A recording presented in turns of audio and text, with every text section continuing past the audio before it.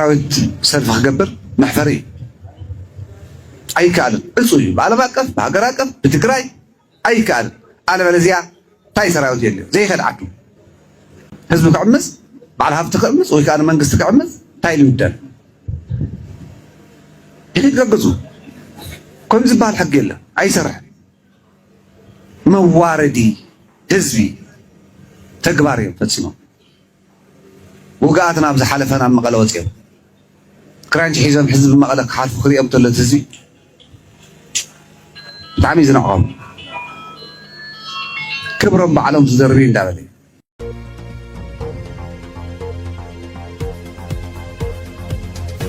سلام هامي تعلو كبراتن زي برايم تقرينيا يون حز زوارنا لكم قداسي مع بالنتات كم بسعب قريبنا لنا كتكتاتلونا نعدم حدشي تخطاتلنا channelنا سبسكرايبرنا قبركم تخطاتلونا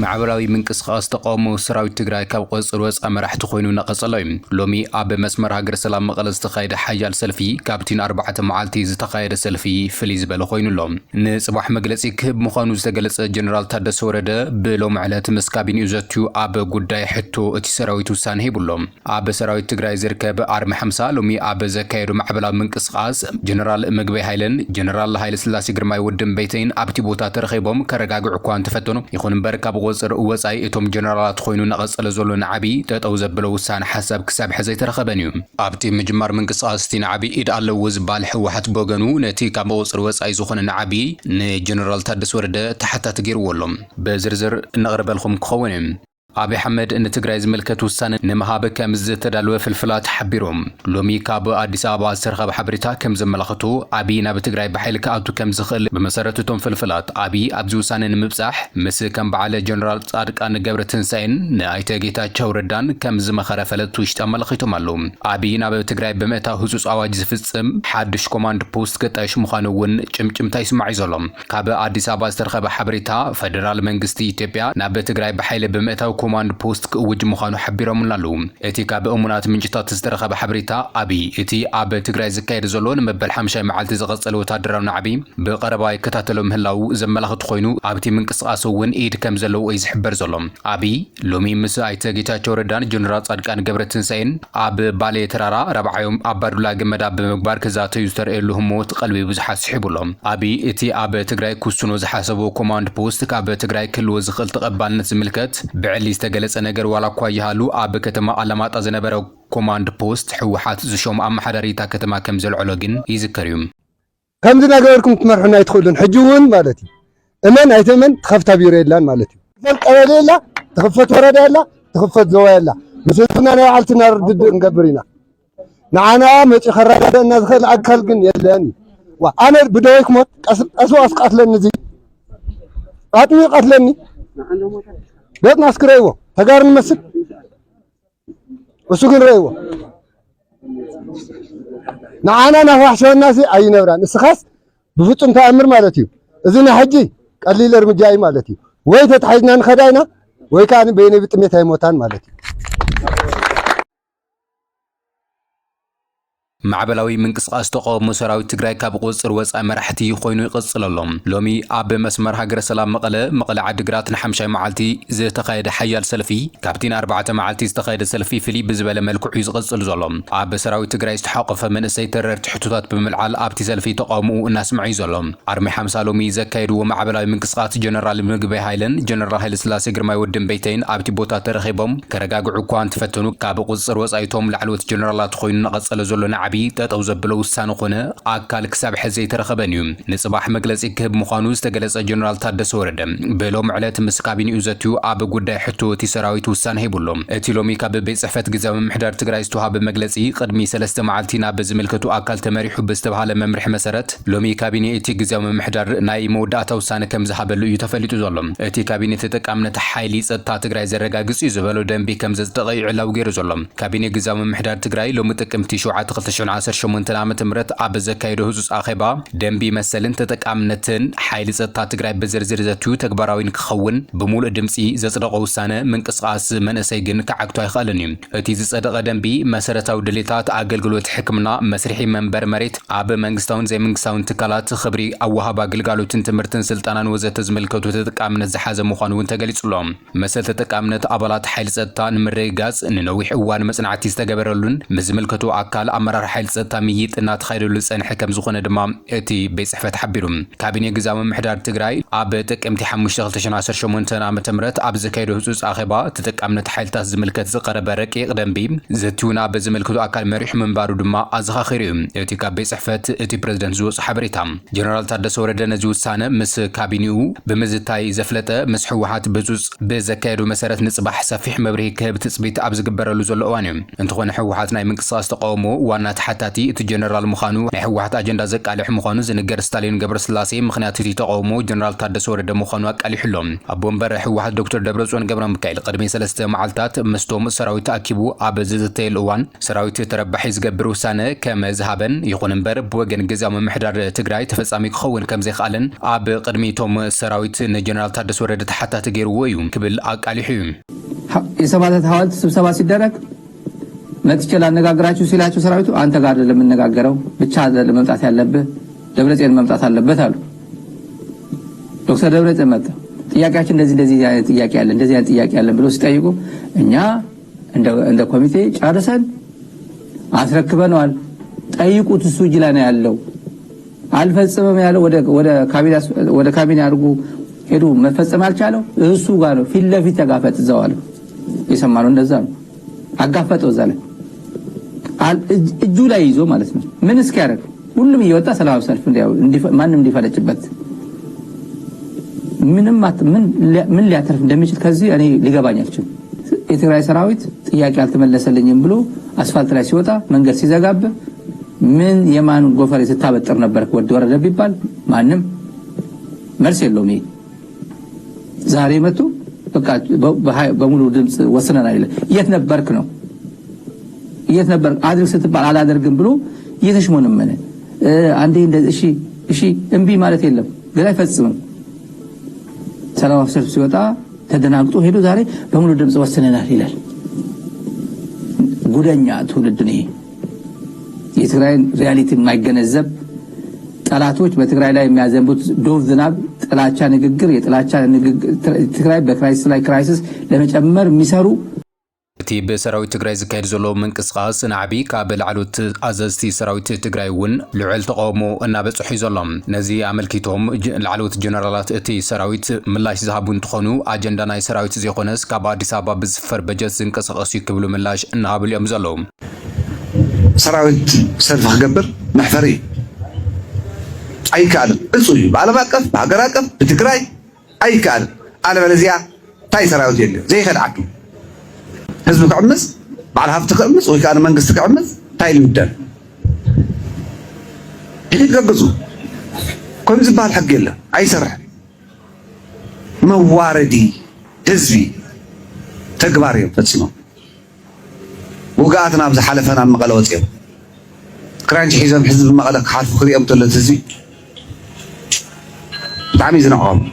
ኣስታት ልዕሊ 152,000 ደቂ ኣንስትዮ ኣዋልድ ትግራይ ግዳያት ፀታዊ ዓመፅ ኮይነን ክብል ኮሚሽን መጽናዕቲ ጆኖሳይድ ትግራይ ገሊጾም። ኮሚሽን መጽናዕቲ ጆኖሳይድ ትግራይ ዕላዊ ኣብ ዝገብሮ ውፅኢት መጽናዕቲ ኣስታት ልዕሊ 152,000 ደቂ ኣንስትዮ ኣዋልድ ትግራይ ግዳያት ፀታዊ ዓመፅ ከም ዝኾነ ኣረጋጊጸለኹ ክብል ገሊጹሎም። እቲ ኮሚሽን ጽንተታዊ ኩናት ኣብ ዝተወልዐሉ 2013 ዓ.ም ጀሚሩ ኣብ ልዕሊ ደቂ ኣንስትዮ ኣዋልድ ትግራይ ዝተፈጸመ ፀታዊ ጾታ መሰረት ዝገበረ ጥቅዓት ኣመልኪቱ ናይ ዘካየዱ መጽናዕቲ ውፅኢት ዕላዊ ገይሩሉ። እቲ ኮሚሽን ዕላዊ ዝገበረ ውፅኢት መጽናዕቲ ከም ዘረጋግጾ ልዕሊ 152,000 ደቂ ኣንስትዮ ኣዋልድ ትግራይ ተዓሚፀን እየን ክብል ገሊጹ።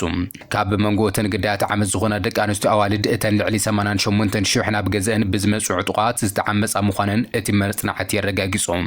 ልዕሊ 166,000 ኣዋልድ ደቂ ኣንስትዮ ትግራይ ድማ ግዳያት ፀታዊ ጥቅዓት ምዃነን ዘቃልሐ እቲ ኮሚሽን ልዕሊ 21,000 ኣዋልድ ደቂ ኣንስትዮ እውን ብዕጡቃት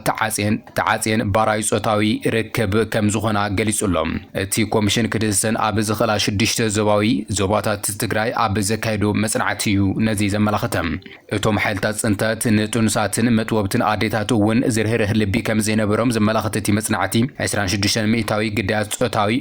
መሰረት ዝገበረ ጥቃዓት ዝኾና ደቂ ኣንስትዮን ኣብቲ እዋን ነፍሰ ጹር መጥወብትን ምንባርን ድማ ሓቢሩሎም ሰራዊት ኢትዮጵያን ሰራዊት ኤርትራን ሓይልታት ኣምሓራ ብልዑል ጭካነ መጥቃዕቲ ዝተፈጸመለን ደቂ ኣንስትዮ ትግራይ እቲ ኣብ 166 ገጽ ተሓተመ ውጽኢት መጽናዕቲ እዩ ኣረጋጊጹ ዘሎ ኣስታት 6000 ግዳያት ካብ ዓመፅተን ክወልዳ ልዕሊ 6000 ድማ ብሰንኪቲ ዓመት ዘጋጠመን ጥንሲ ክወስዳን ንጥዕናዊ ጸገም ክቃልሓ ከም ዝተገደዳ ድማ ተገሊጹ እዩ ኣብ ልዕሊ ደቂ ኣንስትዮ ትግራይ ዝበጽሐ ጾታዊ መሰረት ዝገበረ መጥቃዕትን ኾነ ተባሂሉ ብትልሚ ከም ዝተፈጸመ ዘረጋግጹ መረዳእታት ዘካተተቲ ውጽኢት መጽናዕቲ ደቂ ኣንስትዮ ትግራይ ከወልዳ ዝተፈላለዩ ባዕድ ነገራት ናብ ማህፀነን ካብ ምእታው ሓሊፉ ተሸከምቲ ቫይረስ HIV ካልኦት ተመሓላለፍቲ ሕማማት ክኾና ከም ዝተገበረ ድማ ኣረጋጊጽ ኣሎ ኾይሉ በቲ መጥቃዕቲ እተን ግዳያት ጥራሕ ኣይኾናን ኣካላውን ስነልቦናውን ጸገም ተሳጢሐን ዝበለ እቲ መጽናዕቲ ልዕሊ 23 ሚእታዊ ግዳያት እንትዕመጻ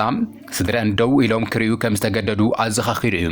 ኣብ ድሕረ ገጽ እቲ ኮሚሽን ዕላዊ ዝተገበረ ሪፖርት ልዕሊ 55 ሚእታዊት እቶም መጥቃዕቲ ብሰራዊት ኤርትራ 35 ሚእታዊት ብሰራዊት ኢትዮጵያ 5 ሚእታዊት ድማ ብምልሻታት ኣምሓራ ዝተፈጸሙ እንትኾን እቲ ዝተረፈ 5 ሚእታዊት ድማ ንዕጡቓት ዓፋር ሓዊሱ እቶም ዕጡቓት ብሓባር ዝፈጸምዎ ምዃኑ ኣረጋጊጹሎም እቲ መጽናዕቲ ኣድላይነት ህጹጽ ፍትሒ ተሓታትነት ግዳያት መሰረት ዝገበረ ሕዌት ከም ዘድሊ መረጋገጽ እዩ ዝበለ እቲ ኮሚሽን ኣብ ልዕሊ ግዳያት ዝበጽሐ ኣካላውን ኣእምሮኣውን ጉድኣት ንምሕዋይ ገበነኛታት ተሓተቲ ንምግባር ዝተዋደደ ሃገራዊ ዓለም ለኻውን ሰጉምቲ ክውሰድ ጻውዒት ተቐሪቡሎም አብይ አሕመድ ነቲ ኣብ ትግራይ ዝተፈጸመ ጆኖሳይድ ቅድሚ 3 ዓመታት አካባቢ ምላሽ ይብሉ ነይሩ ሰራዊቱ ኣዋፊሩ ኣብ ልዕሊ ተጋሩ ዝፈጸሙ ገፍዒ ከምዚ ክብል ይገልጽዎ ነይሩ ነቲ ብሳንጃ ተደፊሩ ዝበሉ ሰራዊቱ ምስ ብጸታዊ አካል ወዲ ተባዕታይ ዝተደፈራ ደቂ ኣንስትዮ ትግራይ ክወዳደር ከም ዘይኽእል ብምግላጽ ነቲ ዝፈጸሙ ጆኖሳይድ ከቃልሉ ተሰሚዑ ነይሩ ሴቶች እኮ አሁን በወንድ የተደፈሩት የኛ ወታደሮች ግን በሳንጃ ተደፍረዋል ስለነሱ የሚያነሳ ሰው የለም በየከተማው ተጨፍጭፈው በመኪና ሲረገጡ ማንንም ስለነሱ ያነሳ ሰው የለም ሻዕቢያ በወገኑ ነቲ ጸብጻብ ምስ ፖለቲካዩ ኣታሒዙ ምላሽ ይብሉ ዘሎ ሎሚ በሚድያ ስርዓት ሻዕቢያ ነቲ ብልዑል ብርኪ ዝፈጸሙ ጆኖሳይድ ከምዚ ክብል ምላሽ ይብሉሎም እቲ ጸብጻብ ንበዓል ጉዳይ ሰራዊት ብልጽግና መከላከያ ከይተረፈ ካልኦት ተሳተፍቲ ትኹናት ዳርጋ ሓራ ዘውፅእ ኮይኑ ተሰኒዑ ለክብል ነቲ በዓል 166 ብመርትዑ ዝቐረበ ሰነድ ምላሽ ይብሉሎ ሻዕቢያ ወሲኹ ድማ ዋላኳ ደረስቲ እዚ ወንጀለኛ ሰነድ ዝበሎ ፍሉጣት እዮም ብምባል ሻዕቢያ መሊሱ ነቲ ሰነድ ንየዋህ ዘጋግ ክብል ድማ እቲ ዝፈጸሙ ጆኖሳይድ ዝካሓደ ሻዕቢያ ናይ ክሕደት ቃሉ ከምዚ ክብል ድማ ብፕሮፓጋንዳታቱ የቃልሕሎም ፖለቲካዊ ድርኺት ዘለዎ ናይ ሓሶት ወንጀለኛ ወንጀላን ጠቕነን ተበዳሊ ብዝያዳ ህጹጽ ፍትሒ ከረክብ መሊሱ ዝሓላለኽን ዝኹልፍን እከይ ተግባሪ ክብል ምላሽ ሂቡ ይኹን እምበር ኮሚሽን መጽናዕቲ ትግራይ ስርዓት ሻዕቢያ ብትሉም መንገዲ ኣብ ልዕሊ ትግራይ ዝፈጸሙ ናይ 30 ዓመታት ቂም ብመርትዑ ኣቃሊሑ ኣቕሪቡሎም ሰሓነ ማንካ ከይተረፈ ካብ ትግራይ ወሲዱ ኣብ ኣስመራ ዘከፋፈለ ስርዓት እቲ ብዓለም ለኸ ትካላት ከይተረፈ ብመርትዑ ዝተደገፈ መጽናዕቲ ክሒድዎሎም ስልጠና ኮማንዶ አቢ ውግ ዝቀይር ዝተባሃለሉ በአሻሓ ዝቁፀሩ ኮማንዶ አቢ ሎሚ ከም ዝተመረቁ ተፈሊጡ ኣብ ልዑል ዕዳት ዘፍቃ ብማሕዘይቲ ኢኮኖሚ ዜጋታታ እናድኸየት ትርከብ ኢትዮጵያ በመዳይ ወታደራዊ ዕጥቂ ኣብ ልዑል ብርኪ ኣብ ምድላው ከም ዘላ ዝፍለጥ እዩ ንመበል 44 ዙር ሰልጠንቲ ኮማንዶ ሎሚ ዘመረቀ ምክልኻል ኢትዮጵያ እቲ ኣብ ክልል ኣምሓራ ስዕረት ይገጥሞ ምህላው ዝግለጽ ሰራዊት ዝተበላሸ ውግ ዝዓሪ ሰራዊት ተመሪቀሉ ክብል ላዕለዋይ ፍሉይ ኣዛዚ ወፍርታት ዝኾነ ሌተናንት ጀነራል ሹማ ኣብደታ ገሊጹሎም ኣዛዚ እዚ ፍሉይ ወፍርታት ዝኾነ እቲ ጀነራል ኣብ መሰልጠን ማእኸል እዚ ፍሉይ ወፍርታት ብላቲና ብምርኻብ ነቶም ሰልጠንቲ ኮማንዶ ተዛዊሩ ከም ዝተዓዘበ ተገሊጹሎም እቲ መሰልጠኒ ቤት ትምህርቲ ብስርዓት ዝተሃነጸ ጽንዓት ዝተላበሰ ሃገራዊ ፍቅሪ ዘለዎ ኢትዮጵያዊ ሰራዊት ዝህነጸሉ መሰልጠኒ ዝወጸሉን ዓቢ ማእኸል ምዃኑ ዝገለጸ ሌተናንት ጀነራል ሹማ ኣብደታ ንስኹም እውን ናይ ሰልጠንቲ ምኹር ዓቕሚ ብምጥቃም ስርዓት ዝተሃነጸ ሓያልን ሃገር ፍቅሪ ዝተላበሰ ወታደር ኮማንዶ ንምዃን ጽዕርኩም ክትሰርሑ ይግባእ ክብል ገሊጹሎም ኮማንዶ ማለት ብተኣማንነት بقنعنا رؤوس حليفو بمهاب نهاجرون هزبو زخرع تاريخ السرح وجز قيرن زتبلاشو وج بقصبت نابس حزز داخل زنقع وج زفاتن ججنا أيو دحر مبال نسخم ونايزك كفلي عبال نمخان فقيدخم مساخم زحقوسي قبل دما جلسهم سلازي سعيرخم سلطون قبل دما تبابعهم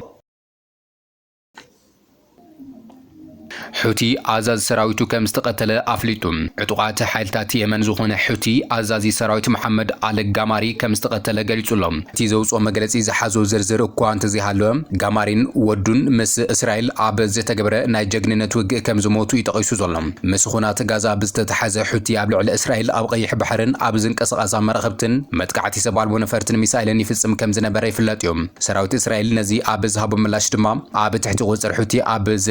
ኣብ ትርከብ የመን ተደጋጋሚ መጥቃዕቲ ይፈጽሙ ከም ዘሎ እዩ ሚኒስትር ምክልኻል እስራኤል ካትዝ አልጋማሪ ኣብ መወዳእታ ወርሒ ነሓሰ ሃገሩ ኣብ ርእሰ ከተማ ሰንዓ ብዝፈጸመቱ መጥቃዕቲ ነፈርቲ ብዝበጽሑ ጉድኣት ከም ዝሞተ እዩ ገሊጹ ኣብቲ እዋን እስራኤል ብዝፈጸመ መጥቃዕቲ ቀዳማይ ሚኒስትር ሑቲን ካልኦት ሚኒስትራትን ከም ዝተቐተሉ ድማ ተቐይሱ ነይሩ ትራምፕ ምስ ፑቲን ዳግማይ ክራኸብ ምዃኑ ተገሊጹ ፕሬዝደንት ኣሜሪካን ሩስያን ኣብ ጉዳይ ዩክሬን ዳግማይ ክራኸቡ ከም ዝኽእሉ ተገሊጹሎም ፕሬዝደንት ኣሜሪካ ትራምፕ ፕሬዝደንት ሩስያ ቭላድሚር ፑቲን ኣብ ሰላማዊ ፍታሕ ኩናት ዩክሬን ሩስያ ንምዝታይ ዳግም ከም ዝራኸቡ ቤት ፕሬዝደንት ትራምፕ ሎሚ ዕላው ገይሩሎም ኣብ ዋና ከተማ ሃንጋሪ ቡዳፔስት ክራኸቡ ቆጸሮ መሓዞም ዝተገለጸ መራሕቲ ክልቴን ሃገራት ኣሜሪካን ዩክሬን ሓገዝ ሓደሽቲ ኣጽዋራት ክትገብር ኣብ ትዳለወሉ እዋን ምዃኑ ማዕኸል ዜና ኤስያ ዝኾነ ዋን ገሊጹሎም ንፕሬዝደንት ሩስያ ብዝቕጽሉ ክልተ ሰሙናት ከም ዝረኸቦም ዝገለጹ ፕሬዝደንት ኣሜሪካ መስ ፑቲን ንክልተ ሰዓታት ድሕሪ ዘካየድዎ ዝርርብ ስልኪ ዝተበጽሐ ስምዕነት ምዃኑ ድማ ተረጋጊጹሎም ክልቲኦም መራሕቲ ኣብ ኣላስካ ብዘካየድዎ ዘተ ዝበጽሕዎ ስምዕነት ከም ዘይተተግበረ ዝገለጹ ፕሬዝደንት ዩክሬን ዘለንስኪ ካብ ኣሜሪካ ሓገዝ ነዊሕ ርሕቀት ዝውንጭፍ ኣጽዋራት ንምርካብ ልዑል ጻዕሪ ገብር ምህላው ጸብጻባት ማዕኸል ሮይተርስ ይገልጹ ኣለዉ امبارخس كبراتن كبرانن لومينا باخم زوار ناي مقدس معبرلتات نزيوم يمسل نيروم سلا تختاتلكم نازينا نمسكن شانلنا سبسكرايب بمبار بيسب تخونون عدم كساب شعور سسناي